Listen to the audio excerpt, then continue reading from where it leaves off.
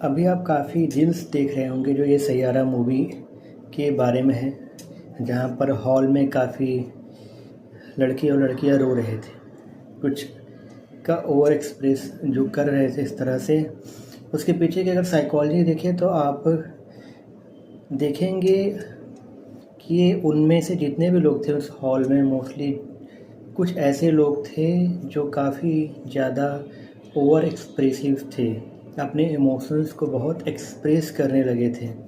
अगर इन लोगों की पास्ट हिस्ट्री को उठाकर देखा जाए तो इनके पास्ट में कहीं ना कहीं इनका ब्रेकअप हुआ है। उस टॉक्सिक रिलेशनशिप की वजह से जो इनका ब्रेकअप हो गया, जो डिस्प्यूट हुआ, जिसकी वजह से ये बहुत इमोशनली डैमेज हो गए, उन सारी चीज़ों की वजह से जो उनके नेगेटिव इमोशंस रहे, जो फीलिंग्स रही, वो सब उनके उस अनकॉन्शियस माइंड में, उनके बॉडी में वो मेमोरी अभी तक स्टोर्ड रखे हुए हैं, जो कि हील हुआ ही नहीं, जिसे कहते हैं कि इमोशनली हील होना। जब वो इस तरह की मूवी देख रहे हैं तो सारी चीज़ें उनके माइंड में एसोसिएट हो गई और एसोसिएट हो करके वो सारे जो ट्रॉमास थे वो दोबारा से वो रिलाइव करने लगे, दोबारा से जीने लगे।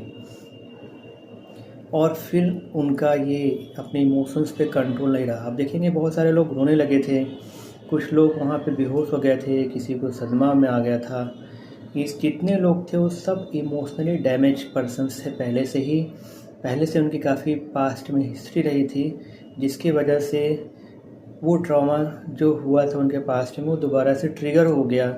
और जब ट्रॉमा दोबारा ट्रिगर होता है ठीक उसी तरह से वो हमारे ग्लैंड से वो केमिकल्स रिलीज़ होने लगते हैं जो उस टाइम हमारे ट्रॉमा के टाइम में हुआ था, और हमारी बॉडी, हमारा माइंड ठीक उसी मोमेंट में दोबारा से जीने लगते हैं। आप देखिए कि एक मूवी जो कि वर्चुअली है, रियल में कुछ नहीं है, उसका हमारे माइंड पे कितना इम्पैक्ट पड़ रहा है, और उसकी वजह से हमारा माइंड जो है कितना अफेक्टेड हो गया कि हम उसके कंट्रोल में हो गए, और हम ऐसे रिप्रेजेंट कर रहे हैं, ऐसे और एक्सप्रेस कर रहे हैं जैसे चीज़ें कितनी ज़्यादा पेनफुल है।